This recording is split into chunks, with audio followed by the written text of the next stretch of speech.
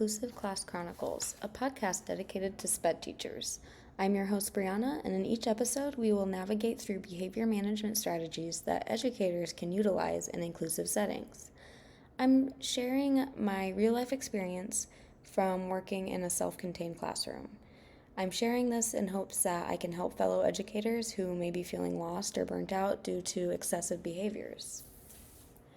From unlocking the power of visual schedules to understanding effective techniques for de-escalating outbursts while keeping yourself and others safe, this episode is full of helpful information, so let's dive in. For those of you who are new listeners, I work as a para in a self-contained room. They call it self-contained because our school does not have a behavior room, even though they desperately need one. So instead, they combined all the extreme behavior students with our life skills classroom. Which obviously poses some issues. We have students who are easily triggered, physically and verbally aggressive, paired in a classroom with students who cannot defend themselves, and some are nonverbal, making it difficult for them to tell a teacher if they get hit or kicked. Because of this, behavior management is a huge focus in our room. My biggest lifesaver this year has been implementing visual schedules into our daily routine. It is almost December now, and since August, our classroom has been completely out of control. The district's autism team came in and observed a student of ours who has been having a lot of trouble adjusting to being in school. They suggested that we try a visual schedule and see if it improves his behavior. So I created the schedules about 3 weeks ago, and since then I have seen a big difference. Prior to the creation of the schedules, we have been dealing with daily violent outbursts, kids running out of the room, tantrums whenever we would transition, kids throwing fits when denied access to iPad time, and it was obvious that something needed to be done. There are so many different ways to design and implement visual schedules. Since our classroom has students in K through 4th, I created a schedule for each grade. I put their names at the top and printed out pat cards to symbolize each part of their day. I used Velcro to secure the cards vertically in order of how their schedule goes through the day, and on the other side of the poster or their schedule is a done side. When students complete an activity, they go and they move their cards from the schedule side to the done side. It is really important, especially with autistic students, that they interact with the schedule in some way. In our room, it is when they move their cards. Some schedules allow you to close a folded tab over the activity when it's completed, and others have students actually physically take the card and put it into like a jar or another type of container to symbolize that activity is over. Autistic children may struggle with a lack of control or uncertainty during transitions. By allowing them to physically move cards or markers on the visual schedule, they can gain a sense of control over their day, and it helps reduce their anxiety. We have one student who is full-on addicted to iPad time and YouTube. He is also nonverbal, and his main form of communication is crying at us. He does have a talker, but he does not like to use it, so we are working on that. Every morning, he would walk in, put his stuff away, and immediately walk and grab an iPad without asking for one. And then inevitably, when we would take it away and put it back, he would completely break down and scream and cry every single morning. Since implementing the schedules, we are able to communicate with him that we only use the iPads after lunch. What we will do is walk him over to the schedule and point and explain, like, this is where we are now. We have to do this, this, and this, and then we have iPad time. After being walked over the schedule and shown multiple times, he has no longer tried to get one before he is allowed to.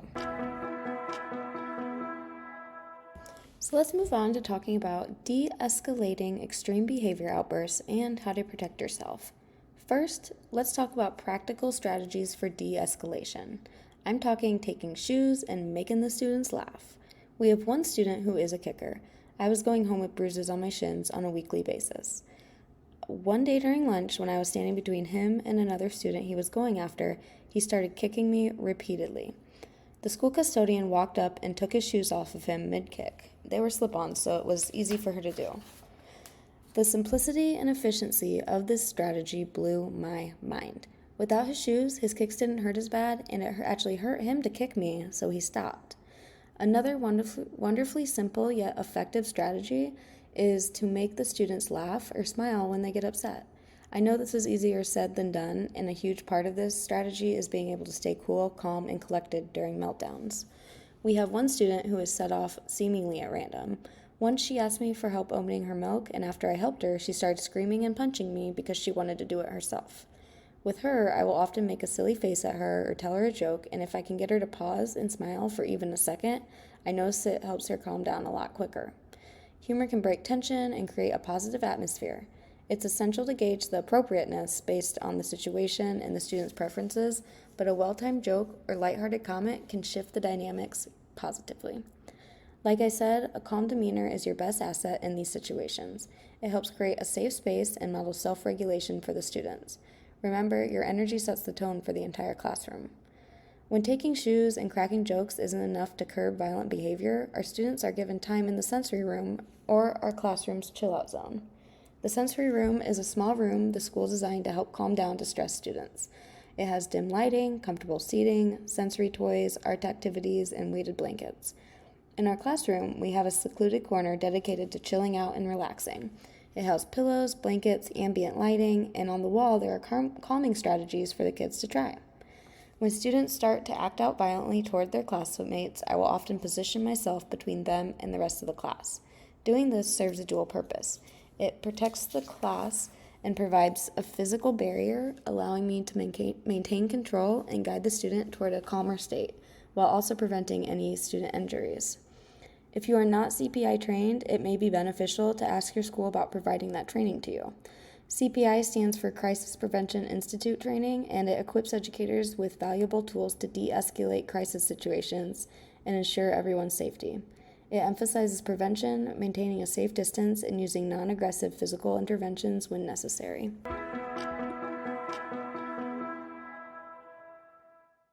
Welcome back. Our final topic will be other helpful tools that you can use to help manage behaviors. First up, let's talk about timers. Timers add structure and predictability to the learning environment. For some students, knowing that an activity has a defined time frame can reduce anxiety and improve focus. Timers also assist in managing transition smoothly because they provide a visual cue for changes. I like to use classroomtimers.com for ones on the smartboard, but we also have physical sand timers as well as little timers that look like lava lamps that you can flip over, and the students really enjoy those. Another great way to foster a calm environment is by using magnetic light covers in your classroom. Light covers can help create a sensory-friendly atmosphere. For students with sensitivities to fluorescent lights, these covers can soften the glare and reduce visual discomfort. This simple adjustment contributes to a more comfortable learning environment for everyone. Additionally, we use behavior charts for certain students. These charts are Google Docs that are shared with the students' teachers, their parents, and admin, as well as any other school personnel that interacts with the student. These have been really helpful with documenting daily behaviors. We will update both positive and negative actions made by the student. This documentation helps us gather data, observe any patterns in their behavior, and it helps us brainstorm strategies to better help the student and meet their individual needs. Another classic classroom management strategy is incentives. They really help manage behaviors in our room.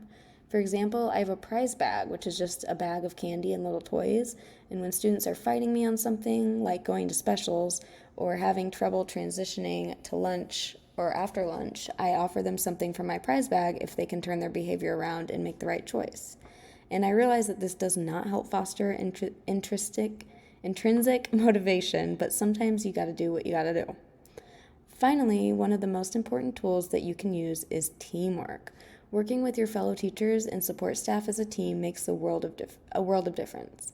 Teamwork is honestly the backbone of effective education. Collaborating with other teachers and specialists allows us to pool our knowledge and our resources, and it enables us to create a unified approach to addressing the diverse needs of our students more comprehensively, ensuring that everyone receives the support that they require to learn. And there you have it. Another episode of Inclusive Class Chronicles comes to a close. I hope you found the insights and strategies shared today helpful in navigating the challenges of working in an inclusive classroom, especially for those of you dedicated to special education. I'm your host, Brianna, and I want to express my gratitude to all the educators out there making a difference every day. Thank you.